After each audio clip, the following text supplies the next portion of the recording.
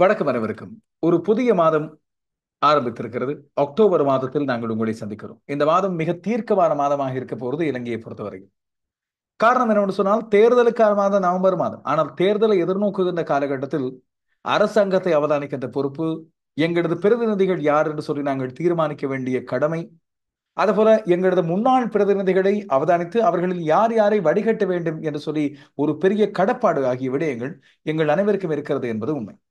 இது வடக்கு, கிழக்கு, மலையகம், மேல் மாகாணம் என்று சொல்லி அனைத்து இடங்களிலும் பறந்து விரிந்து சரிந்து வாழ்கின்ற எங்கள் தமிழ் பேசும் மக்களுக்கு இருக்கின்ற ஒரு கடுமையான பொறுப்பு. இந்த பொறுப்பில் என்னுடைய பங்கு, எம்மை போன்றவர்களின் பங்கு என்னென்ன என்று உணர்ந்தவனாக உங்களுக்கான செய்தி தொகுப்புகளை கொண்டு வருவதில் நான் மிகுந்த கவனமாக இருக்கிறேன். அந்த செய்தி அறிக்கையை பொறுத்தவரையில் எனக்கு இருக்கின்ற மிக பெரும் பொறுப்பை உங்களது கருத்துக்கள், உங்களிடமிருந்து வருகின்ற பாராட்டுக்கள், அதுபோல விமர்சனங்கள் ஆகியன சுட்டிக்காட்டுகின்றன. எனவேதான் இந்த புதிய மாதத்தின் முதல் நாளில் உங்களை செப்டம்பர் மாதத்தின் 30ஆம் தேதிக்குரிய இலங்கை செய்திகளோடு சந்திக்கிறேன். செய்திகளுக்குள்ளே செல்ல முதல் இன்றைய நாளின் முக்கியமான செய்திகள் என்னென்ன உள்ளடக்கம் இங்கே இருக்கின்றன என்பதை குறிப்பிட முதல் இந்த செய்திக்கு முன்னதாக ஒரு காணொலியோட பதிவிட்டு இருக்கிறேன்.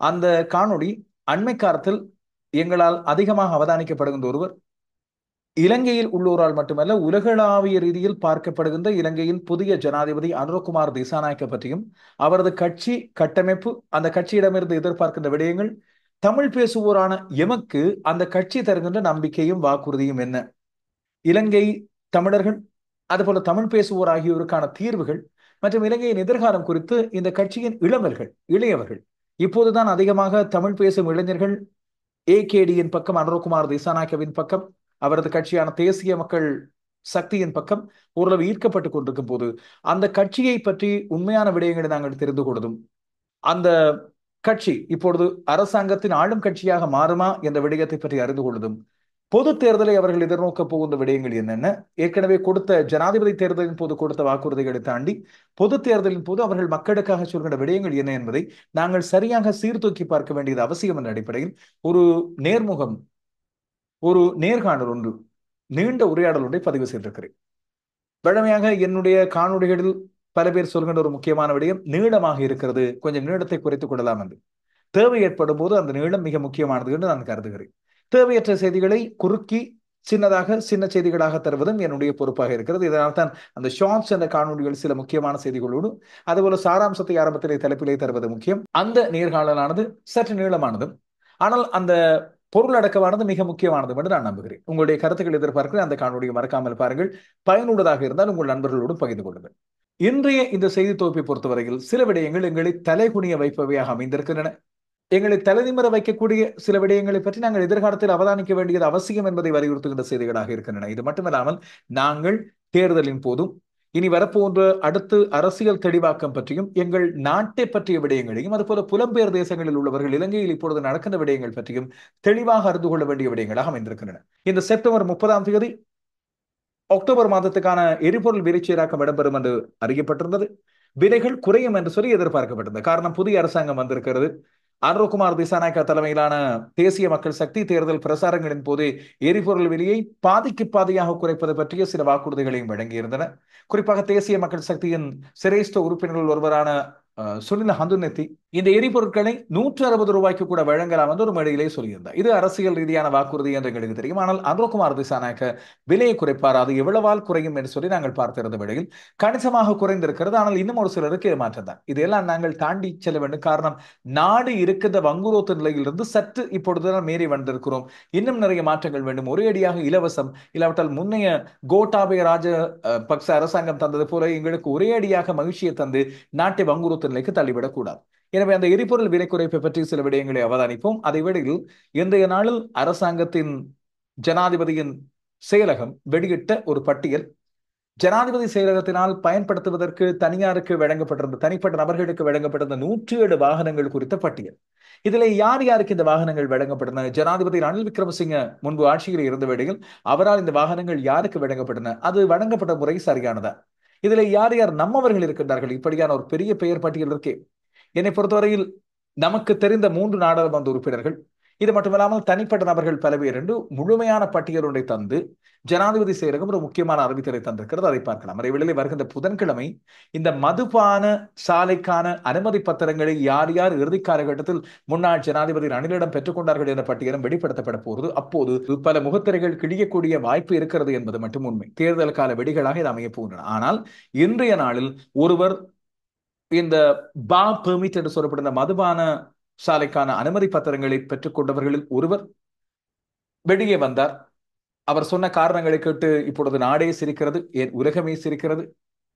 மிக மதிப்பு வாய்ந்த தமிழ் சான்றோர்களில் ஒருவராக கருதப்பட்டவர், ஓய்வு பெற்ற நிலையில் இருந்த நீதிபதியாக ஒரு தமிழறிஞராக கருதப்பட்டு அவருக்கான மிகப்பெரிய மகுடமும் வழங்கப்பட்டிருந்தது. அதற்கு பிறகு அரசியல் ரீதியாக அவரை ஒரு சாணக்கியர் என்று கருதியோரெல்லாம் அவர் ஒரேடியாக கவிழ்ந்து போன ஒரு கதையையும் பார்த்தோம், பல்வேறு சதிகளையும் பார்த்தோம். இப்போது அவருக்கான அரசியல் எதிர்காலமே பூஜ்ஜியமாக இருக்கிற நிலையில் கூட இம்முறை தேர்தலில் போட்டியிட மாட்டேன் என்று குறிப்பிட்டு திடீரென்று இன்றைய நாளில் சொல்கின்றார் தேர்தலில் போட்டியிடப் போவதாக. சி.வி. விக்னேஸ்வரன் ஐயா அவர் இந்த மதுபான சாலைக்கான அனுமதி பத்திரத்தை பெற்றுக்கொண்டேன், அதுக்கான கடிதத்தை வழங்கினேன், அதை வாங்கி இன்னும் ஒரு பெண்ணுக்கு வழங்கினேன் என்பதை இப்பொழுது ஏற்றுக்கொண்டிருக்கிறார். அவர் மீது இப்பொழுது முன்வைக்கப்படுகின்ற விமர்சனங்கள் ஒரு பக்கம் இருக்க, இது சரியான நடவடிக்கையா? இவர் மட்டும் தான் பெற்றுக்கொண்டேன் என்று உண்மையை ஏற்றுக்கொண்ட காரணத்தால் விமர்சனங்களுக்கு உள்ளாக்கப்பட்டிருக்கின்றனர். மற்றவர்கள் எல்லாம் தப்பித்துக் கொண்டார்களே, அவர்களை பற்றி எப்படி என்ற கேள்விகள் வந்தால் இதை பற்றி அரசியல் ரீதியாக நாங்கள் பார்க்கலாம், விமர்சன ரீதியாக பார்க்க வேண்டும். இதுவேளை தமிழரசு கட்சி ஏனைய தோழமை கட்சிகளுக்கு, தன்னோடு சேர்ந்து பயணித்த முன்னைய கட்சிகளுக்கு அழைப்பு விடுத்து 3 நாட்கள் பூர்த்தியாக போகின்றன நாளைய தினம். அதாவது இப்போது நீங்கள் இந்த செய்தியை பார்க்கின்ற இந்த 1ஆம் தேதி. அதற்கு பிறகு தமிழரசு கட்சி என்ன நடவடிக்கை எடுக்கும் என்பது பற்றி இன்றைய நாளில் சுமந்திரன் ஒரு விடயத்தை சொல்லிவிட்டார். இதேவேளை நேற்றைய நாளில் முன்னாள் அமைச்சர் டக்ளஸ் தேவானந்தா இபிடிபி கொழும்பிலும் போட்டியிடும் என்று சொல்லி குறிப்பிட்டிருப்பது முக்கியமான ஒன்று. எனவே இம்முறை தேர்தலில் யார் யார் எங்கெங்கே போட்டியிடப் போகின்றார்கள், வாக்குகள் எவ்வாறு உடைய போகின்றன, பிரிய போகின்றன, தமிழ் பிரதிநிதித்துவங்கள் காப்பாற்றப்படுமா, இப்படியான கேள்விகளுக்கான பதிலோடு மலையக பக்கம் இருந்தும் ஒரு சில செய்திகள் கிடைத்திருக்கின்றன. அவை பற்றியும் பார்க்கலாம். இன்னும் பல்வேறு விடயங்களோடு இன்னொரு முக்கியமான விடயம், பல பேரால் கேட்கப்படுகின்ற விடயம், பொதுவாகவே ஒரு ஆட்சி மாறும் போது பல்வேறு விசாரணைகள் இடம்பெறும், முன்னைய ஆட்சிகள் மீது குற்றச்சாட்டுகள் இடம்பெறும், அந்த குற்றச்சாட்டுகள் நிரூபிக்கப்படும் பட்சத்தில் கைதுகளும் இடம்பெறும்.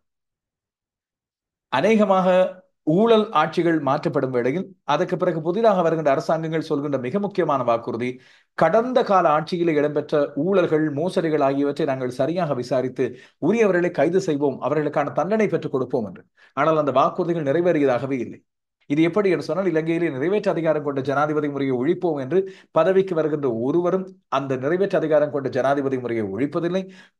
அதுக்கு மாறாக அதை கட்டி காப்பாற்றி அதன் மூலமாக சலுகைகளை பெற்றுக்கொண்டு மற்றவர்களை அடக்கி ஒடுக்குவதில் கவனம் செலுத்துவார்கள். இதே போலத்தான் கைதுகள் இடம்பெறுவதில்லை. அப்படியாக இருக்கும்போது அனுர்குமார் திசாநாயக்க தன்னிடம் 400 கோப்புகள் இருக்கின்றன, அதிலே பல்வேறு பட்டோரின் குற்றச்சாட்டுகள் இருக்கின்றன, அவர்கள் மீதான நடவடிக்கை எடுக்கப்படும் என்று சொல்லி வந்தார்.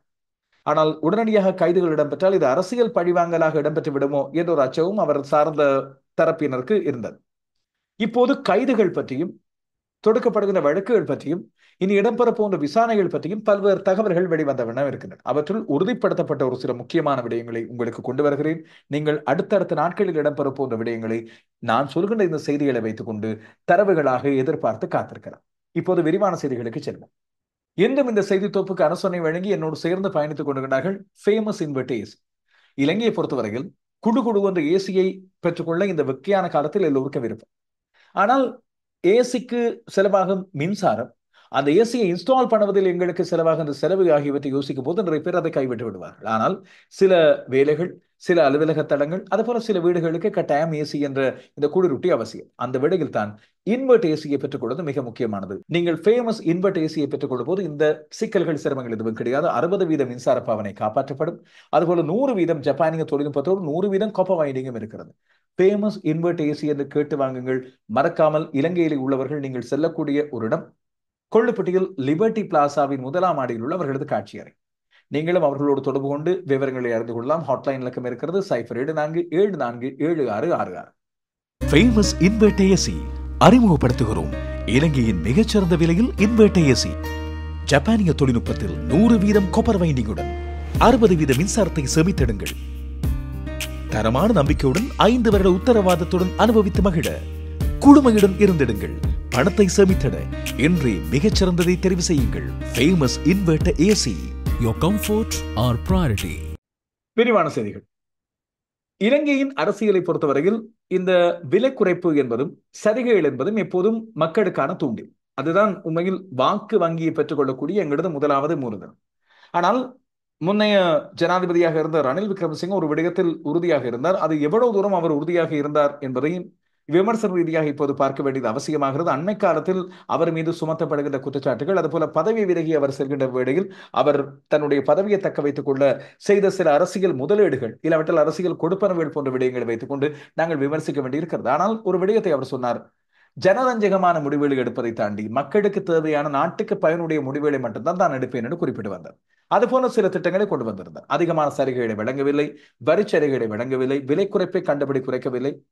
தேவையான போது அந்த விலை குறைப்புகள் வழங்கப்பட்டுக் கொண்டிருந்தன. ஆனால் தேர்தல் காலத்தில் ஏராளமான சலுகைகள் வழங்கப்பட்டன என்று எங்களுக்கு எல்லாம் தெரியும். இந்த இடத்திலே அனுர்குமார் திசாநாயக்க தலைமையிலான இந்த ஜனாதிபதியின் புதிய ஆட்சியின் போதும் கூட முதலாவது எரிபொருள் விலை சீராக்கம் இந்த நள்ளிரவு வேளையில் இடம்பெறும் என்று சொல்லி அறிவிக்கப்பட்ட வேளையிலே விலை குறைப்பு தான் இடம்பெறுவது மக்களுக்கு தெரிந்திருந்தது. ஆனால் கணிசமான விலை குறைப்பு இடம்பெறும் என்று சொல்லி கருதப்பட்டிருந்தாலும் கூட சர்வதேச ரீதியில் இந்த எண்ணெய் வழங்கல், அதுபோல எண்ணெய்கள், எரிபொருட்களின் விலைகள் எல்லாம் அதிகரித்திருந்த காரணத்தால் குறைப்பதானது இலங்கையை நஷ்டத்திலே கொண்டு வரும் என்று சொல்லி சொல்லப்பட்டது. ஜனாதிபதி ரணில் விக்ரமசிங்கவின் ஆட்சி காலத்தில் முன்னாள் ஜனாதிபதி ரணில் விக்ரமசிங்கவின் ஆட்சி காலத்தில் எரிசக்தி அமைச்சராக இருந்த கஞ்சன விஜயசேகர தன்னுடைய பதவியிலிருந்து விலகிச் செல்லும் போது இலங்கை கனியவிட கூட்டுத்தாபனத்தை லாப மட்டத்திலே வைத்துவிட்டு போயிருக்கிறார். எனவே அதில் ஏதாவது ஒரு வேலையை செய்து விலை குறைப்பு என்ற விடயத்தை கொண்டு வந்து தேர்தல் ஸ்டண்டாக இனி வரப்போன்ற அடுத்த தேர்தலுக்கான முதலீடாக இதை பயன்படுத்தி மக்கள் தனக்கு ஜனாதிபதியாக வழங்கிய வாக்களை எடுத்துக்கொண்டு இனி நாடாளுமன்ற அரசியலிலும் தன்னுடைய பலத்தை எடுத்துக் கொள்வதற்காக விலை குறைப்புகளை அனுர்குமார் திசாநாயக்க மேற்கொள்வார் என்று சொல்லி யாரும் பெரிய அளவில் யோசித்திருக்கவில்லை. விலை குறைப்புகளை அனுர்குமார் திசாநாயக்க ஜனாதிபதி மேற்கொள்வார் என்று சொல்லி ஒரு விதமான ஊகமும் பெரிய அளவில் மக்களுக்கு இருக்கவில்லை. அவர் விலையை குறைப்பார், நிச்சயமாக அது மக்களுக்கு இருக்கின்ற பெரும் சுமையை குறைக்க செய்யும். எரிபொருள் விலை குறைப்பானது எல்லாவற்றையும் விலை குறைக்க செய்யும். அது போக்குவரத்து, உணவுப் பொருட்கள் மற்றும் இதர சேவைகள். ஆனால் இன்றைய நாளில் இடம்பெற்ற இந்த விலை குறைப்பானது ஓரளவுக்கு அண்மை காலத்தில் நாங்கள் எதிர்பார்த்த விலை குறைப்புகளை விட அதிகமானது என்ற அடிப்படையில் மக்களுக்கு ஓரளவு திருப்தியும் இருக்கும் என்பது நிச்சயமான ஒரு விடயம். இன்று நள்ளிரவு அமலுக்கு வரும் வகையில் இந்த அக்டோபர் மாதத்துக்கான விலை சீராக்கத்தை கொண்டு வந்திருந்தது அனுர்குமார் திசாநாயக்கவின் அரசாங்கம் தன்னுடைய முதலாவது விலை குறைப்பாக கொண்டு வந்த விலை குறைப்பு. இதன் அடிப்படையில் 95 ஆக்டேன் ரக பெட்ரோலை தவிர ஏனைய அனைத்து எரிபொருட்களின் விலைகளும் குறைக்கப்பட்டுள்ளன. 92 ஆக்டேன் ரக பெட்ரோலின் விலை 21 ரூபாவினால் குறைக்கப்பட்டுகிறது. புதிய விலை இனிமேல் 311 ரூபாய். சூப்பர் டீசல் விலை 33 ரூபாவினால் குறைக்கப்பட்டு புதிய விலை 319 ரூபாய். ஆட்டோ டீசலின் விலை 24 ரூபாவினால் குறைக்கப்பட்டு புதிய விலை 283 ரூபாய். மண்ணெண்ணெயின் விலை 19 ரூபாயினால் குறைக்கப்பட்டு புதிய விலை 183 ரூபாய். சிபெட்கோ என்று அழைக்கப்படுகின்ற இலங்கை கனியவட கூட்டுத்தாபனம் இந்த விலை குறைப்பை அறிவித்த பிறகு லங்கா ஐயூசி நிறுவனமும் அதுபோல சீனாவின் சினோபெக் நிறுவனம் கூட இந்த விலை குறைப்புகளை ஏற்றுக்கொண்டனர். தாங்களும் அதே மாதிரியான விலை குறைப்புகளை மேற்கொள்ளும் என்று தெரிவிக்கப்படும் வேளையில் சினோபெக் அன்னை கருத்தில் ஒரு சில எரிபொருட்களின் விலைகளை மற்றவர்கள் ஒப்பிடும் போது குறைவான விலையில் விற்பது அடக்கம் அவர்கள் இம்முறை ஆட்டோ டீசல் விலையை 280 ரூபாய்க்கு தாங்கள் மட்டுப்படுத்தப் போவதாக இப்பொழுது குறிப்பிடுகின்றனர். மக்களுக்கு இது ஓரளவு மகிழ்ச்சியை தரக்கூடிய ஒரு விடயமாக இருக்கு. ஏற்கனவே முட்டை விலை குறைந்திருக்கிறது என்று உங்களுக்கு தெரியும். இந்த முட்டை விலைகள் இன்னும் சில இடங்களில் 30 ரூபாய்க்கு மேலே தான் விற்கப்பட்டுக் கொண்டிருப்பதாக சொல்லப்படுகிறது. எனவே இது பற்றிய விடயங்கள் நுகர்வோர் அதிகார சபைக்கு கொண்டு செல்லப்பட வேண்டும் என்று சொல்லப்பட்டு வருவதையும் நாங்கள் பார்த்துக் கொண்டிருக்கிறோம். அதேவேளை ஏனைய விலை குறைப்புகளை பற்றி இப்பொழுது அவதானிக்கப்பட்டு வருகிறது. இப்போது இன்றைய நாளில் இடம்பெற்ற இந்த விலை குறைப்புகள் காரணமாக இனி உணவுப் பொருட்களின் விலைகள் குறைகிறதோ இல்லையோ போக்குவரத்து கட்டணங்கள் குறைய வேண்டும் என்று சொல்லி எதிர்பார்க்கப்படுகிறது. தனியார் பேருந்து கட்டணங்கள் அதுபோல முச்சக்கர வண்டியின் கட்டணங்கள் போன்றவையும் குறைக்கப்படுமா என்று மக்கள் ஆர்வத்தோடும் ஆதங்கத்தோடும் எதிர்பார்த்திருக்கின்றார்கள். ஜனாதிபதி இதற்கான நடவடிக்கையும் எடுப்பார் என்று சொல்லி கருதப்படுகிறது.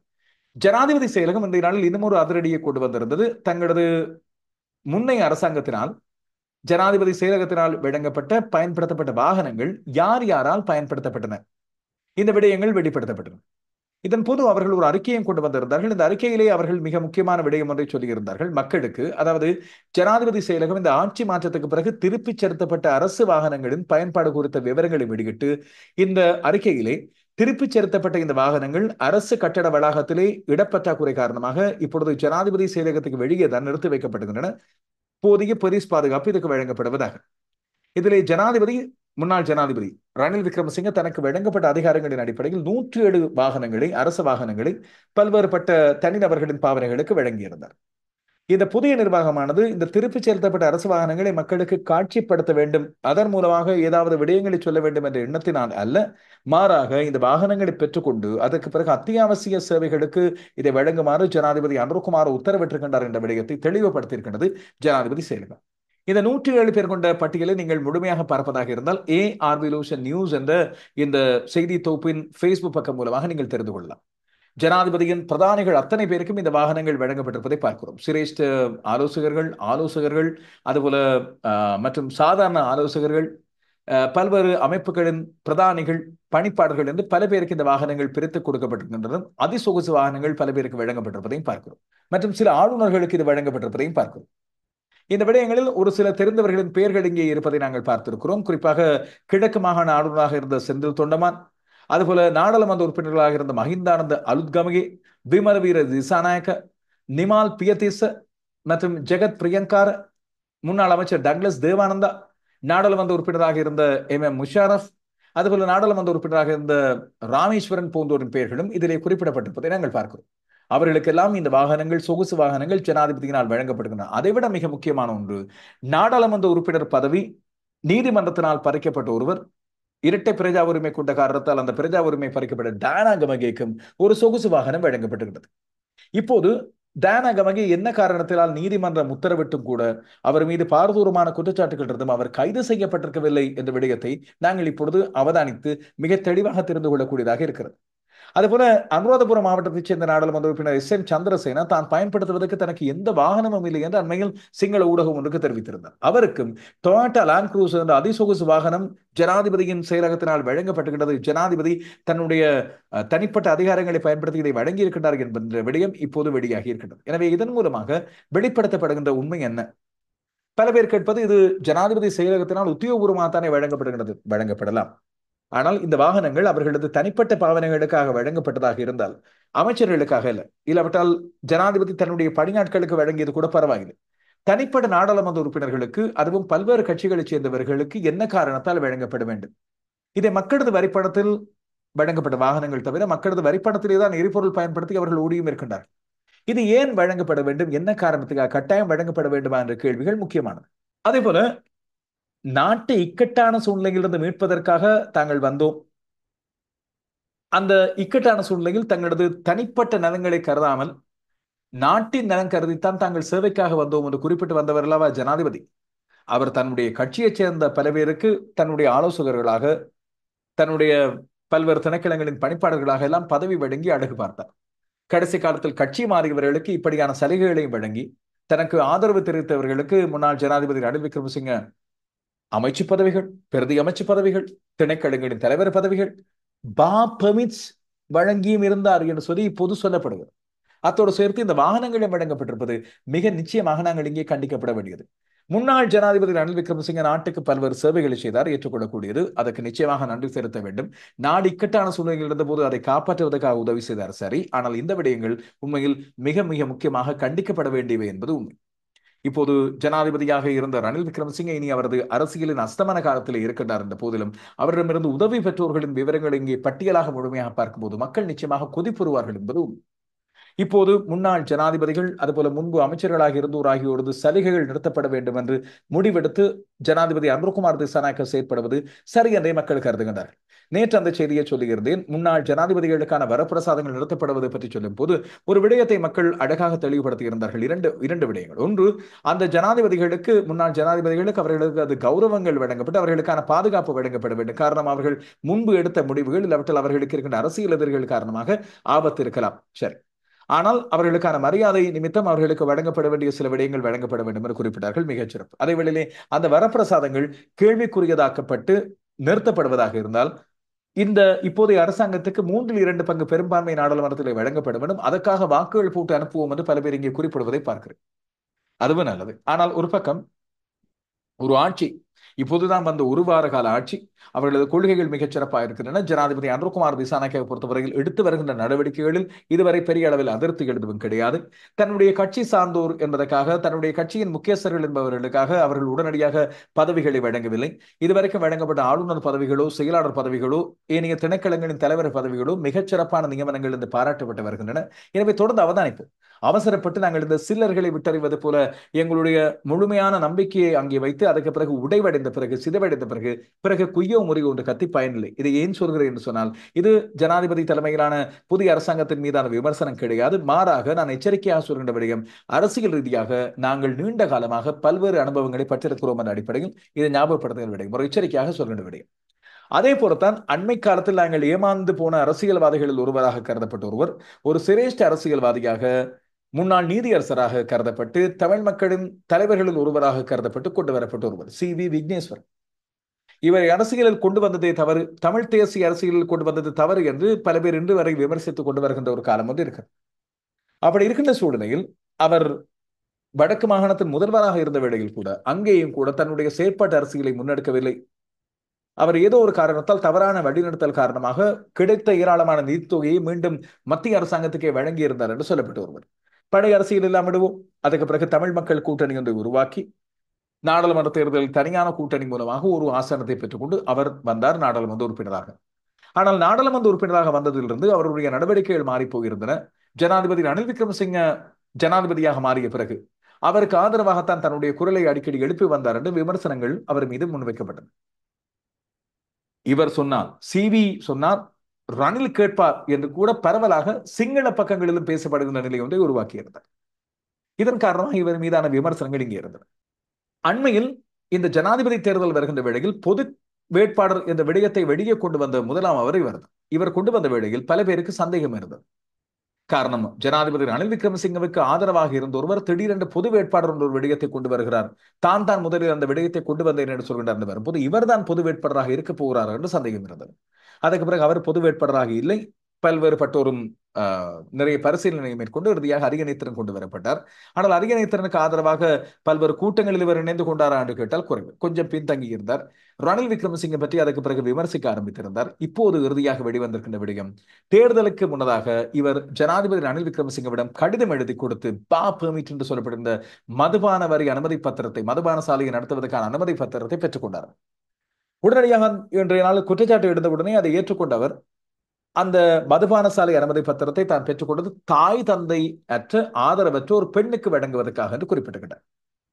இப்போது அந்த பெண்ணை பற்றிய விவரங்கள் வெளியாகி கொண்டிருக்கின்றன. அவருக்கு ஏற்கனவே 2 மதுபான சாலைகள் சொந்தமாக இருந்திருக்கின்றன. அவரது தந்தையார் முன்பு இந்த மதுபான சாலையின் பெயராலே அழைக்கப்பட்ட ஒருவர் என்றும், அவர் தாய் தந்தையற்றவராக இருந்தாலும் கூட மதுபான சாலையின் அனுமதி பத்திரம் ஒன்றை பெற்றுக் கொள்வதாக இருந்தால், அந்த பா பெர்மிட்டை பெறுவதாக இருந்தால் கோடிக்கணக்கான காசு கையிலே இருக்க வேண்டும்.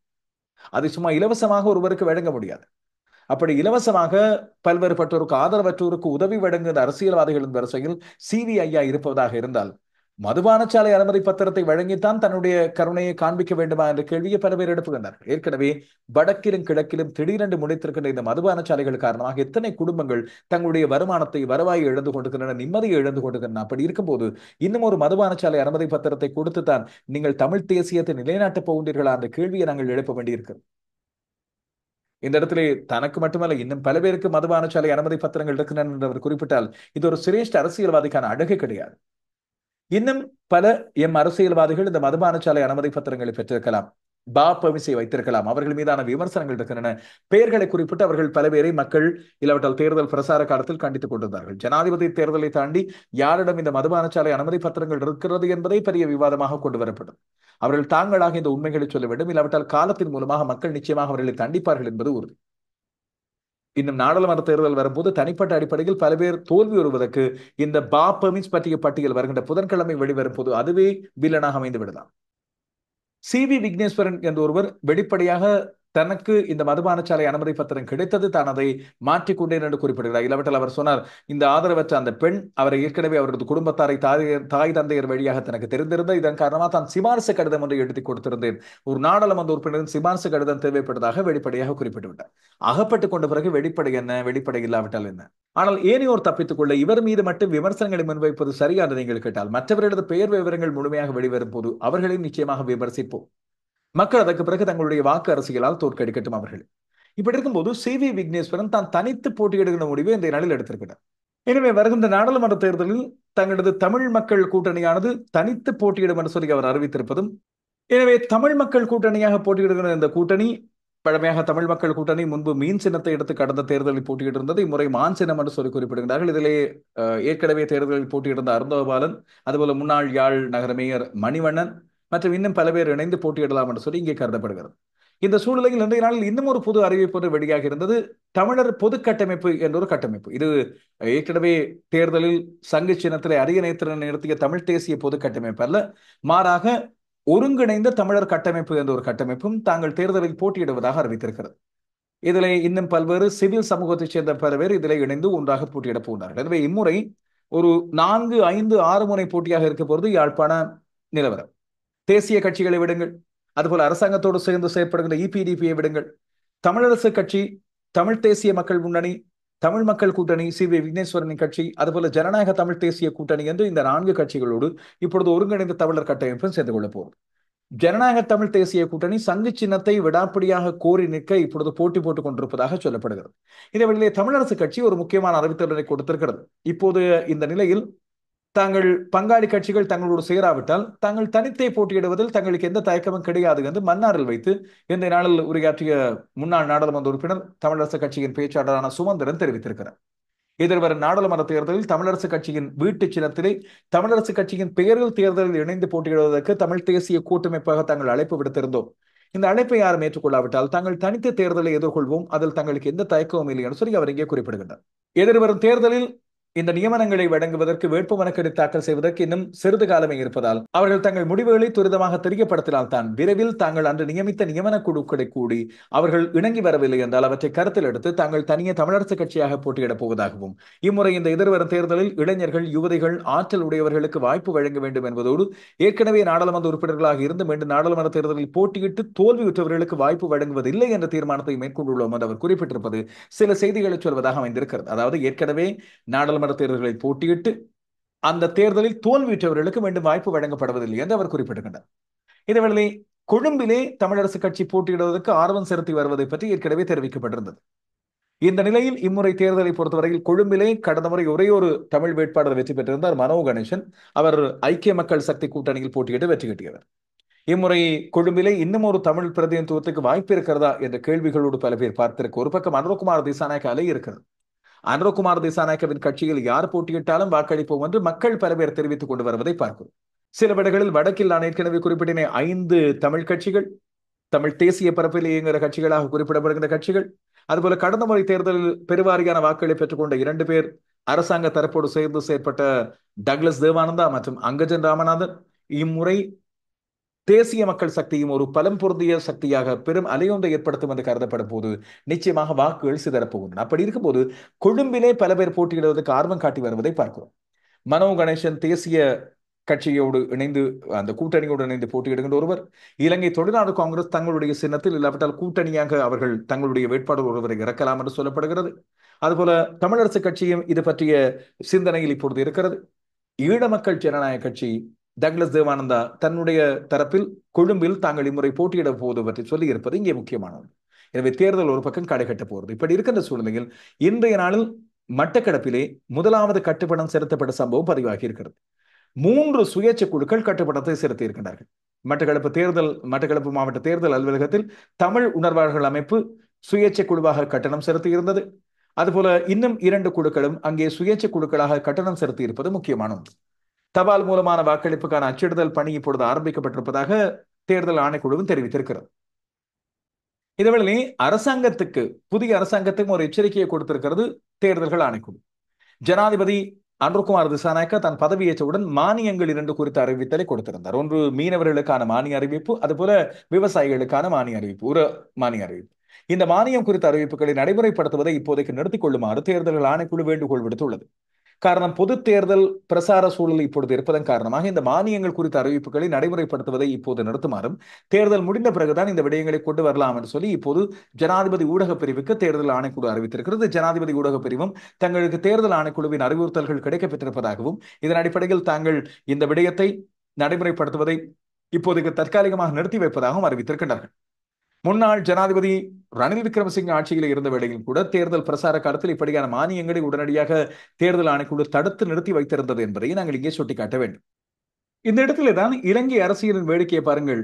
இப்போது வந்திருக்கின்ற புதிய ஜனாதிபதி சொல்கிறார், முன்னாள் ஜனாதிபதிகளுக்கான வரப்பிரசாதங்கள், அதுபோல இனி வரப்போன்ற அமைச்சர்கள், நாடாளுமன்ற உறுப்பினர்கள் மக்களது வரிப்படத்திலே பெற்றுக் கொடுக்கின்ற சுகபோக சலுகைகள் ஆகியவற்றை தான் குறைக்கப் போவதாக, சில இடங்களில் ரத்து செய்ய போவதாக.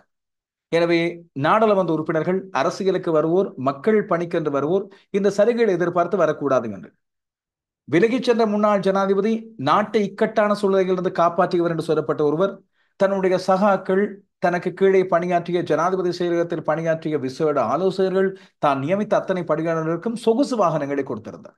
தனக்கு பிடித்த நாடாளுமன்ற உறுப்பினர்களுக்கு, அப்படியாத்தான் இருக்க வேண்டும், தனக்கு பிடித்த நாடாளுமன்ற உறுப்பினர்களுக்கு சொகுசு வாகனங்களை வழங்கியிருந்தார். இப்படி இருக்கும்போது நாடாளுமன்ற செயலாளர் நாயகம் ஒரு முக்கியமான அறிவித்தலை கொண்டு வந்திருக்கின்றார் இந்த முன்னாள் நாடாளுமன்ற உறுப்பினர்களுக்கு. குறிப்பாக முன்னாள் நாடாளுமன்ற உறுப்பினர்கள் அத்தனை பேருக்கான சகல கொடுப்பனவுகளும் ரத்து செய்யப்பட்டதை பற்றி ஜனாதிபதி அனுரகுமார் திசாநாயக்க பதவியேற்ற நாளில் நான் குறிப்பிட்டிருந்தேன். நாடாளுமன்றம் கலைக்கப்பட்டவுடன் நவம்பர் 14 தேர்தல் திகதி வரை, பொது தேர்தல் இடம்பெறுகின்ற நாள் வரை மேலதிகமாக ஒரு நாள் இந்த நாடாளுமன்ற குடியிருப்பு தொகுதியான மாதிவல தொகுதியில் அவர்கள் வசிக்கலாம். மற்றபடி அவர்களது கொடுப்பனவுகள் அனைத்தும் ரத்து செய்யப்படுகின்றன. இந்த குடியிருப்புகளையும் அவர்கள் நவம்பர் 14ஆம் தேதி வரை மட்டுமே இருந்துவிட்டு விலகிச் செல்ல வேண்டும், வெளியேறி செல்ல வேண்டும் என்று சொல்லி இங்கே சொல்லப்படுகிறது. அதுபோல நாடாளுமன்ற செயலாளர் நாயகம் குஷானி ரோஹணதீரவின் முக்கியமான அறிவிப்பு ஒன்று, ராஜதந்திர கடவுச்சீட்டினை இனி யாரும் பயன்படுத்த முடியாது. முன்னாள் நாடாளுமன்ற உறுப்பினர்கள் அத்தனை பேரும் சாதாரண கடவுச்சீட்டினையை பயன்படுத்தலாம் என்ற உத்தரவும் இப்பொழுது பிறப்பிக்கப்பட்டிருப்பது முக்கியமானது. எனவே 9வது நாடாளுமன்றம் ஜனாதிபதியினால் கலைக்கப்பட்ட பிறகு இப்போது நாடாளுமன்ற உறுப்பினர்களுக்கு வழங்கப்பட்ட அத்தனை கொடுப்பனவுகள், வருகைக்கான கொடுப்பனவு உட்பட்ட நிதி ஊடான சகல கொடுப்பனவுகளும் ரத்து செய்யப்படுகின்றன, நிறுத்தி வைக்கப்படுகின்றன. முன்னாள் நாடாளுமன்ற உறுப்பினர்கள் அத்தனை பேரும் அரச வாகனங்களை பயன்படுத்தி இருந்தால் அவற்றை கையடிக்குமாறு உத்தரவிடப்பட்டுள்ளது. முன்னாள் சபாநாயகர், பிரதி சபாநாயகர், குழுக்களின் பிரதி தலைவர் ஆகியோர் வாகனங்களை ஒப்படைத்திருப்பதாக தெரிகிறது. இவர்களது தனிப்பட்ட பாதுகாப்புகள் முழுக்க நிறுத்தி வைக்கப்பட்டுள்ளன. அதுபோல தனிப்பட்ட துப்பாக்கிகளை பாதுகாப்புக்காக பெற்றுக்கொண்டோர் அத்தனை பேரும் மீண்டும் அதை கையடிக்க வேண்டும் என்ற உத்தரவும் பிறப்பிக்கப்பட்டுள்ளது. இது மட்டுமில்லாமல் நேற்றைய நாளில் வெளியான ஒரு செய்தி, முன்னாள் ஜனாதிபதி மஹிந்த ராஜபக்சவுக்கு வழங்கப்பட்ட அதிரடிப்படை, சிறப்பு அதிரடிப்படையினரின் பாதுகாப்பும் மீளப்பெறப்பட்டது. அவருக்கு சாதாரணமான காவல்துறையினரின் பாதுகாப்பு வழங்கப்படும் என்று அறிவிக்கப்படுகிறது. முன்னாள் ஜனாதிபதி, முன்னாள் பிரதமராக இருந்தவருக்கு விசேட அதிரடிப்படையின் பாதுகாப்பு தேவையில்லை என்று சொல்லி ஜனாதிபதி அனுரகுமார் திசாநாயக்க அதை மீள பெற்றிருக்கின்றார். இந்த இடத்திலேதான் இந்த வரப்பிரசாதங்கள் போன்ற விடயங்கள் எல்லாம் பற்றி பேசும்போது முன்னாள் ஜனாதிபதி சந்திரிகா பண்டாரநாயக்க குமாரதுங்க இன்று சிங்கள ஊடகம் ஒன்றுக்கு வழங்கியிருக்கின்ற பேட்டியில் ஒரு விடயத்தை சொல்கின்றார். தான் 9 வருடங்கள் ஓய்வூதிய கொடுப்பனவு இல்லாமல் இருந்தனர். முன்னாள் ஜனாதிபதியாக இருந்த மஹிந்த ராஜபக்ச தன் மீது பகமை பாராட்டி அந்த ஓய்வூதிய கொடுப்பனவை வழங்கவில்லை என்று சொல்லி அவர் இங்கே குறிப்பிடுகிறார். இது பற்றியும் செய்திகள் வெளியாகும் போது, உத்தியோகபூர்வமான முறைப்பாடுகளை இவர் செய்யும் போது ஜனாதிபதி அனுரகுமார் திசாநாயக்க நடவடிக்கை எடுப்பாரா என்பதை நாங்கள் இங்கே பார்த்திருக்க வேண்டும். இந்த இடத்தில்தான் இனி வரப்போன்ற கைதுகள், இது பற்றிய விடயங்கள் பற்றி ஏதாவது செய்திகள் இருக்கா என்பதுதான் பல பேரது இப்பொழுது முக்கியமான கேள்வி. ஸ்ரீலங்கா பொதுஜன பெரமுன தான் இதிலே முக்கியமாக பல பேரால் அவதானிக்கப்பட்டு வருகின்ற ஒன்று. காரணம், ஏற்கனவே நாமல் ராஜபக்ச மீது ஒரு முறைப்பாடு ஒன்று முன்வைக்கப்பட்டு அவர் மீது விசாரணைகள் இடம்பெற்று வருவதாக சொல்லப்படுகிறது. நடந்து முடிந்த இந்த ஜனாதிபதி தேர்தலில் அரசாங்கத்துக்கு சொந்தமான வாகனம் ஒன்றை ஸ்ரீலங்கா பொதுஜன பெரமுனவின் வேட்பாளரான நாமல் ராஜபக்ச பயன்படுத்தியிருந்தார் தன்னுடைய தேர்தல் பிரசாரங்களுக்கு என்று வெளியான செய்தி. இது பற்றி விசாரணைகள் இப்பொழுது ஆரம்பிக்கப்படுகின்றது. தேர்தல் ஆணைக்குழுவுக்கு கிடைத்த முறைப்பாட்டை அடுத்து கொள்ளுப்பட்டி போலீசார் இந்த விசாரணைகளை மேற்கொண்டு வருவதாக இன்று உறுதியான செய்திகள் வெளியாகி இருக்கின்றன. இலங்கை மின்சார தனியார் நிறுவனத்தின் நலன்புரி திணைக்களத்துக்கு சொந்தமான வாகனத்தை தான் நாமல் ராஜபக்ச அனுராதபுரத்தில் நடைபெற்ற கூட்டத்தின் பிரசார நடவடிக்கைகளுக்கு பயன்படுத்தி இருக்கின்றனர். இது தொடர்பாக கிடைத்த முறைப்பாட்டை அடுத்து 27ஆம் தேதி கோட்டை நீதவானுக்கு கொள்ளுப்பட்டி போலீசார் அறிவித்திருந்தார்கள். இதையடுத்து கிடைத்த உத்தரவின் அடிப்படையில் இப்பொழுது விசாரணைகளை ஆரம்பித்திருக்கும் போது திருத்த வேலைக்காக கொண்டு செல்லப்பட்டதாக சொல்லப்பட்ட வாகனம், அந்த வாகன ஊட்டுநரோடு சேர்த்து அனுராதபுரத்தில் பிரசார நடவடிக்கைகளுக்காக பயன்படுத்தப்பட்டிருக்கிறது. எனவே இது தேர்தல் முறைகேடாக கருதி இப்பொழுது இடம்பெற்று வருகின்ற விசாரணை. இது மட்டுமல்லாமல் ஊழல் நடவடிக்கைகள் மற்றும் சட்டத்துக்கு புறம்பான முறையில் அதிகார துஷ்பிரயோகத்தில் ஈடுபட்டது போன்ற விடயங்கள் குறித்து முன்னைய நாடாளுமன்ற உறுப்பினர்கள், முன்னைய ஆட்சியாளர்களுக்கு எதிராக பல்வேறு வழக்கு விசாரணைகள் இடம்பெறலாம், கைதுகளும் இடம்பெறலாம் என்று சொல்லப்பட்டு வரும் வேளையில் இப்போது மொட்டு கட்சி ஸ்ரீலங்கா பொதுஜன பெரமுன ஒரு முக்கியமான அறிவித்தல் ஒன்றை கொடுத்திருக்கிறது. தேசிய மக்கள் சக்தி கடந்த காலங்களில் வெளியிட்டு வந்த ஊழல்கள் தொடர்பான விசாரணைகளை முன்னெடுத்து சட்ட நடவடிக்கைகளை மேற்கொள்ள வேண்டும், தாங்கள் அதற்கு உறுதுணையாக இருப்போம் என்று குறிப்பிடுகின்றார்கள். ஸ்ரீலங்கா பொதுஜன பெரமுனவின் செயலாளரான சாகர காரியவசம் இந்த விடயத்தை கொண்டு வந்திருக்கின்றார். தாங்கள் எப்போதும் ஜனநாயகத்தின் அடிப்படையில் செயற்படக்கூடிய கட்சி. அனுரகுமார் திசாநாயக்க ஜனாதிபதியாக வர முதலே அரசாங்கம் சம்பந்தப்பட்ட விடயங்கள், முன்னைய ஆட்சியாளர்கள் சம்பந்தப்பட்ட விடயங்கள் என்று பல்வேறு கோப்புகள் தன்னிடம் இருப்பதாக சொல்லியிருந்தார். இப்போது அந்த கோப்புகள் உண்மையாக இருந்தால் அதிகாரம் பெற்றுள்ளவராக அவர் காணப்படுகின்ற வேளையில் தேசிய மக்கள் சக்தி அந்த கோப்புகள் குறித்த விசாரணைகளை மேற்கொண்டு அதில் சம்பந்தப்பட்ட தரப்பினருக்கு எதிராக நடவடிக்கைகள் எடுக்கும் போது அந்த கைதுகளுக்கு தாங்கள் எப்பொழுதும் துணையாக இருப்போம் என்று சொல்லி அவர் இங்கே குறிப்பிட்டிருக்கிறார்.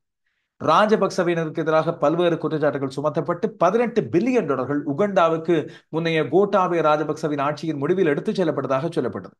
அந்த குற்றச்சாட்டு உண்மையாக இருந்தால், அது நிரூபிக்கக்கூடிய தரவுகள் அந்த விடயத்தில் இருந்தால், இப்போது ஜனாதிபதியாக இருக்கிற அனுர்குமார் திசாநாயக்க அவற்றுக்கு எதிராக விசாரணைகளை முன்னெடுத்து குற்றவாளிகளை சட்டத்தின் முன் நிறுத்தி தண்டனை வழங்க வேண்டும் என்று சொல்வது, கைது செய் என்று சொல்லி தாங்களாக முன்வந்து யாரையும் ஒரு சிலரை தள்ளிவிடுவது போல இருப்பதாக உங்களுக்கு தோன்றுகின்றது. ஆனால் தேசிய மக்கள் சக்தியைச் சேர்ந்தவர்கள் இப்போது சட்ட நடவடிக்கை எடுக்காமல் முன்னரை போலவே இப்போது ஊழல் செய்ததாக கூறப்படுகின்ற நபர்கள் என்று சொல்லி ஊடகங்கள் முன்னால் வந்து குற்றம் சுமத்தி கொண்டுகிறார்கள். இவ்வாறு குற்றம் சுமத்தி நாடகம் ஆடாமல் உண்மையான குற்றவாளிகளாக இருந்தால் கைது செய்ய நடவடிக்கை எடுக்க வேண்டும் என்று சவால் வெட்டுகின்றார் சாகர காரியவசம். இந்த கைதுகள் இடம்பெறுமா என்ற கேள்விகள் இங்கு எழுந்திருக்கின்றன. இந்த வாரத்துக்குள் பெரிய தலை ஒருவர் கைது செய்யப்படுவார் என்று ஊகங்கள் ஏற்கனவே வெளியாகி இருப்பது முக்கியமானது. இதிலே யார் அந்த முக்கியமான நபர், அவர் மீது சுமத்தப்பட்ட குற்றச்சாட்டு என்ன என்ற பல்வேறு கேள்விகளோடு நாங்கள் இங்கே பார்த்திருக்கிறோம். குறிப்பாக முன்னாள் ஆட்சியாளர்களில் ஒருவராக இருப்பாரா? இது சம்பந்தப்பட்ட குற்றச்சாட்டு உயிர்த்த ஞாயிறு தொடர்பானதா, ஊழல் மோசடிகள் தொடர்பானதா, அதிகார துஷ்பிரயோகம் தொடர்பானதா என்று பல்வேறு கேள்விகளோடு பல பேர் பார்த்திருக்க இந்த கைது நடவடிக்கைகளின் போது மிகுந்த அவதானமாக இருக்குமாறும், இது பற்றிய விடயங்களை அவதானித்து அரசியல் பழிவாங்கல் போல செயற்படாமல் நியாயமான காரணங்களோடு கைது செய்யுமாறும் சில நாட்டின் முக்கியமான தலைவர்கள் ஜனாதிபதி தரப்பினருக்கு ஆலோசனை வழங்கி இருப்பதாக ஒரு செய்தி வெளியாகி இருக்கிறது. அதுபோல ஜனாதிபதி தன்னுடைய பாதுகாப்பு ஏற்பாடுகளில் மிகுந்த கவனமாக இருக்குமாறும் ஒரு சில அமைப்புகள் ஜனாதிபதி அனுர்குமார் திசாநாயக்கவுக்கு நெருக்கமானவர்களுக்கு தகவல் அனுப்பியிருப்பதாகவும் ஒரு செய்தி. இறுதியாக பரீட்சைகள் சம்பந்தப்பட்ட விடயம். நேற்றைய நாளில் கல்வி பொதுத்தராதர சாதாரண தர பரீட்சை முடிவுகள் பலவற்றை குறிப்பிட்டு பல்வேறு பாடசாலைகளின் முடிவுகள், வெளிவந்து கொண்டுகிற பாடசாலை முடிவுகள் எனக்கு அனுப்பி வைக்கப்பட்டால் அவற்றை பற்றி குறிப்பிடுவேன் என்று சொல்கிறது. இந்த இடத்திலே ஒரு சில பெற்றோர்கள் மற்றும் ஆசிரியர்களின் மிக முக்கியமான ஒரு வேண்டுகோளை நான் எடுத்துக்கொள்ள வேண்டியிருக்கிறது. பரீட்சைகளிலே சித்தி பெற்றவர்களுக்கு வாழ்த்துக்களை சொன்னதை விடையில் சித்தி பெறாது பல பேர் இம்முறை சித்தி பெறவில்லை. ஆயிரக்கணக்கானதாக இருக்கலாம். கடந்த காலங்களை விட குறைவு ஒப்பீட்டளவில் சதவீத அடிப்படையில். ஆனாலும் பல பேர் சித்தி அடையவில்லை தான். அவர்களுக்கான சில ஆலோசனைகளை வழங்க வேண்டியது ஒரு மூத்தவராக என்னுடைய கடமை என்று நம்புகிறேன். தம்பி தங்கீரே, இது போட்டி பரீட்சை. உங்களுக்கு 2வது முறையும் இந்த பரீட்சை எடுக்கக்கூடிய வாய்ப்பு இருக்கிறது. இத்தோடு விட்டுவிட்டு நாங்கள் வேறு தொழிற்கல்வியை எடுத்துக்கொள்வோம், இல்லாவிட்டால் கல்வியை தாண்டி வேறு நடவடிக்கைகளை மேற்கொள்வோம் என்று நீங்கள் முனைப்பாக இருந்தால் கூட உங்களுக்கு மிக முக்கியமான ஒன்று, மீண்டும் ஒரு சந்தர்ப்பம் உங்களுக்கு இருக்கிறது. மீண்டும் ஒரு சந்தர்ப்பம் அல்ல, உங்களுக்கு மீண்டும் 2 சந்தர்ப்பங்கள் இருக்கிறது. இதில் இப்போது வரப்போன்ற இந்த 2வது சந்தர்ப்பத்தை பயன்படுத்துங்கள். செகண்ட் ஷை என்று சொல்வார்கள். 2வது முறை நீங்கள் பரீட்சைக்கு எடுக்கலாம். இதன் மூலமாக உங்களது வாழ்க்கையை வளப்படுத்திக் கொண்டு நீங்கள் தற்செயலாக போன முறை ஒரு சின்ன பிழையினால் தவற விட்டு விட்டீர்கள் என்றால் மீண்டும் அதை திருத்திக் கொண்டு உங்களது வாழ்க்கையை வளப்படுத்தி கல்வி பொதுத்தர உயர்தர பரீட்சை எடுப்பதும் அதன் மூலமாக நீங்கள் அடுத்த கட்டத்துக்கு செல்வதுமான ஒரு நடவடிக்கையை நீங்கள் மேற்கொள்ளலாம். இதை தவற விடாதீர்கள். இது கல்வி மூலமாக உங்களுக்கு கிடைக்கிற வாய்ப்பு, உங்களை உயர்த்தக்கூடிய வாய்ப்பு. நீங்கள் தளர்ந்து போகாமல் இதில் ஈடுபடுங்கள். சரி, கல்வி எங்களுக்கு வரவில்லை, மீண்டும் ஒரு தடவை பரீட்சை எடுப்பதனால் பயனில்லை என்று சொன்னாலும் வேறு தொழிற்கல்விகளை கற்றுக்கொள்ளுங்கள். கல்வி உங்களை கட்டாயமும் கரை சேர்க்கும். அதான் எங்களது மிகப்பெரிய ஆயுதமும் கூட. எங்கள் மொழி பேசுவது மிக முக்கியமான ஆயுதம் கல்வி. அதன் மூலமாக தான் எங்களது அடுத்த தலைமுறையை நாங்கள் உயர்த்தி அடுத்த கட்டத்துக்கு கொண்டு செல்லக்கூடிய வாய்ப்பை நாங்கள் உருவாக்கி கொள்கிறோம். வேறு எந்த வழிமுறையாலும் கிடையாது. பணத்தை யார் வேண்டுமானாலும் உழைக்கலாம், ஆனால் அந்த பணம் நிலையற்றது ஒரு பக்கம். கல்வியின் மூலமாக கிடைக்கின்ற பணமும் தகுதியும் எங்களுக்கு நிரந்தரமானது என்பதை கருத்தில் கொள்ளுங்கள். இந்த இடத்திலே தான் சில பேருக்கு நாங்கள் நிச்சயமாக பாராட்டுகளை சொல்ல வேண்டும். சில பாடசாலைகள் எனக்கு தாங்களாக முன்வந்து பாடசாலையின் சமூகத்தைச் சேர்ந்தோர் இல்லாவிட்டால் பழைய மாணவர்கள், ஆசிரியர்கள் ஆகியோர் அனுப்பியிருந்தார்கள். அதிலே பல்வேறு நல்ல பெறுபர்களை பெற்றுக்கொண்ட சில பாடசாலைகளின் முடிவுகளை பார்க்கலாம். ஒரேடியாக ஒட்டுமொத்தமாக எனக்கு வந்து சேரவில்லை. அப்படி நான் ஏதாவது இன்னும் சில பாடசாலைகளை பற்றி சொல்ல வேண்டுமானால் தயவு செய்து அனுப்பி வையுங்கள். அவை மிக முக்கியமானவை. கொழும்பு ராயல் கல்லூரியை பொறுத்தவரையில் 269 9A சித்திகள் பெறப்பட்டன. இதில் தமிழ் பிரிவு மாணவர்கள் 15 பேர் 9A தரச்சித்திகளை பெற்றிருந்தார்கள். யாழ்ப்பாணம் வேம்படி மகளிர் கல்லூரி 113 9A சித்திகளை பெற்றுக் கொண்டது. இதுபோல யாழ்ப்பாணம் இந்து கல்லூரி 52 9A சித்திகளையும் 64 8AB சித்திகளையும் பெற்றுக் கொண்டிருக்கிறது. யாழ்ப்பாணம் பருத்தித்துறை ஹாட்லி கல்லூரி 32 9A சித்திகள், 28 8AB சித்திகள். மட்டக்களப்பு சென்ட் மைக்கேல்ஸ் கல்லூரி 43 9A சித்திகளையும் 20 8AB சித்திகளையும் பெற்றுகின்றன. இம்முறை மட்டக்களப்பு மாவட்டம் கல்வித்துறையில் இந்த கல்வி பொதுத்தராதர சாதாரண பரீட்சையில் மிகப்பெரிய உயர்வு மட்டத்தை அடைந்திருப்பதாக சொல்லப்படுகிறது. வாழ்த்துக்களை சொல்லிக்கொள்ள வேண்டும். இதுபோல கொழும்பு சைவ மங்கையர் கழகம் 23 ஏசித்திகளை பெற்றுக்கின்றது. இப்படி பல்வேறு பாடசாலைகளும் சில பாடசாலைகளில் முதல் முறை அங்கே 9 ஏசித்திகள் பெறப்பட்டுகின்றன. வசதி குறைந்த பல்வேறு மாவட்டங்களில் அவர்களுக்கு நான் வாழ்த்துக்களை சொல்ல வேண்டும். முடியுமானவர்கள் புலம்பெயர் தேசங்களில் உள்ளவர்கள் உங்களது பழைய பாடசாலைகளாக இருந்தால், அதுவும் வசதி குறைந்த பிரதேசங்களில் உள்ள பாடசாலைகளாக இருந்தால் தயவு செய்து உதவிகளை வழங்க முன்வாருங்கள். அவர்களுக்கு நேரடியாக உங்கள் உதவிகளை வழங்குங்கள். எதிர்கால தலைமுறையினருக்கு அது பெரிய ஊக்குவிக்கும் ஒரு செயற்பாடாக அமையும். இந்த இடத்துல தான் கல்வி பொதுத்தராதர சாதாரணதர பரீட்சையை பற்றி பேசும்போது இன்னொரு பக்கம் பரீட்சைகள் ஆணையாளர் இந்த புலமை பரிசில் பரீட்சை பற்றிய மிக முக்கியமான அறிவிப்பு ஒன்றையும் கொண்டு வந்திருக்கிறார். இது ஏற்கனவே 3 கேள்விகளுக்கு இலவசமாக புள்ளிகள் வழங்குவது பற்றி நேற்றைய நாளில் எடுக்கப்பட்டிருந்தது. இதையடுத்து இன்றைய நாளில் பெற்றோர்கள் கல்வி அமைச்சுக்கு முன்னால் ஆர்ப்பாட்டம் ஒன்றை முன்னெடுத்திருந்தார்கள். அதுபோல முன்னாள் எதிர்க்கட்சி தலைவர் சஜித் பிரேமதாசவும் இந்த பரீட்சையை மீண்டும் வைக்குமாறு கோரிக்கை விடுக்கின்றனர். ஆனால் பரீட்சைகள் ஆணையாளர் இந்த முதலாம் பகுதியில் கசிந்துள்ள 3 கேள்விகளுக்கு முழுமையான புள்ளிகளை எடுக்கப்பட்ட தீர்மானத்தில் எந்த ஒரு மாற்றமும் இல்லை. அந்த பரீட்சை நிலையானதாக கருதப்பட மீண்டும் ஒரு பரீட்சை வைக்கக்கூடிய வாய்ப்பில்லை. அவ்வாறு வைக்கப்படாது என்று மிக தெளிவான அறிவித்தல் ஒன்றை கொண்டு வந்திருக்கிறார். இன்றைய நாளில் இடம்பெற்ற இந்த ஆர்ப்பாட்டத்துக்கும் அங்கே தங்களுக்கு தீர்வதும் கிடைக்கவில்லை என்று அறிவித்து ஜனாதிபதி செயலகத்துக்கு முன்னாலும் ஆர்ப்பாட்டத்தில் ஒரு சில பெற்றோர் ஈடுபட்டதாகவும் சொல்லப்படுகிறது. அவர்களில் 10 பேர் கலந்துரையாடலுக்காக ஜனாதிபதி செயலகத்துக்கு அழைக்கப்பட்டிருந்தார்கள் என்பது இம்முறை இடம்பெறுகின்ற மிகப்பெரிய முக்கியமான ஜனநாயக மாற்றமாக கருதப்படுகிறது. அவர்களுக்கும் இந்த பரீட்சை ஆணையாளர் முடிவு தெளிவாக சொல்லப்பட்டிருப்பதாக தெரிகிறது. மிகச் சிறப்பு. எனவே எடுக்கப்பட்ட முடிவிலிருந்து மாறாமல் அதிலிருந்து பின்வாங்காமல் இருப்பது மிக முக்கியமான ஒன்றாக நான் கருதுகிறேன். நல்ல விடயம். எனவே இது ஒரு சில மாணவர்களுக்கு அதிருப்தியாக இருந்தாலும் வேறு வழிகள் இல்லை. மீண்டும் அந்த சின்ன குழந்தைகளை, பச்சிளம் குழந்தைகளை மீண்டும் ஒரு பரீட்சைக்குள் தள்ளி அவர்களை சோதனைக்குள்ளாக்குவது, அழுத்தத்துக்குள்ளாக்குவது தவிர்க்கப்பட வேண்டிய விடயம். எனவே இந்த முடிவே இறுதி முடிவாக இருப்பது சிறப்பு. இவைதான் இன்றைய நாளின் முக்கியமான செய்திகள். இன்றைய நாளின் செய்திகளில் அநேகமாக இலங்கையிலே 30ஆம் தேதி செப்டம்பர் மாதம் இடம்பெற்ற முழுமையான செய்திகளை கொண்டு வந்துவிட்டேன் என்று நம்புகிறேன். இந்த செய்திகளை பற்றிய உங்களுடைய கருத்துக்கள், விமர்சனங்கள் ஆகியவற்றை எதிர்பார்த்திருக்கிறேன். விடைபெற்று சென்ற முதல் ஒரு துப்பாக்கிச்சூடு சம்பவம் ஒன்று பதிவாகி இருந்தது இரவு பொழுதிலே. இது ஹங்வெல்ல என்று அழைக்கப்படுகின்ற அவிசாவல பிரதேசத்தில் 55 வயதான வர்த்தகர் ஒருவர் இனம் தெரியாத ஒரு T56 ரக துப்பாக்கியினால் சுட்டுக் கொலை செய்யப்பட்ட சம்பவம். இது பற்றிய விசாரணைகளை போலீசார் முன்னெடுத்து வருகின்றார்கள். தேர்தல் சம்பந்தப்பட்ட, அரசியல் சம்பந்தப்பட்ட விடயமாக இல்லாதிருக்கிறது என்று நாங்கள் நம்புவோம். உங்களுடைய கருத்துக்கள், விமர்சனங்கள் ஆகியவற்றை எதிர்பார்த்திருக்கிறேன். மீண்டும் நாளைய தினமும் ஒரு முழுமையான செய்தி தொகுப்பிலே உங்களை சந்திப்போம்.